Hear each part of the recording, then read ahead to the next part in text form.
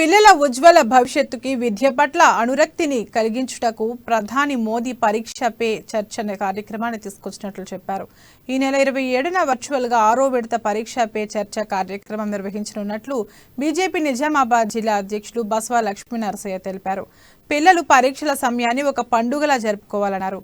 ఒత్తిడికి గురికాకుండా ఉండేందుకు ప్రధాని నరేంద్ర మోడీ స్వయంగా రచించిన ఎగ్జామ్ వారియర్స్ పుస్తకం ఎంతగానో ఉపయోగపడుతుందని పేర్కొన్నారు. పరీక్షల సమయం విద్యార్థులు అదే విధంగా తల్లిదండ్రులందరూ కూడా ఆందోళనలో ఉంటారు కాబట్టి వారికి ప్రశాంతంగా ఎగ్జామ్ రాసుకోవాలనే ఉద్దేశంతో గౌరవ ప్రధానమంత్రి నరేంద్ర మోదీ గారు గత 5 సంవత్సరాలుగా పరీక్ష పే చర్చ అనే కార్యక్రమాన్ని రూపొందించడం జరిగింది.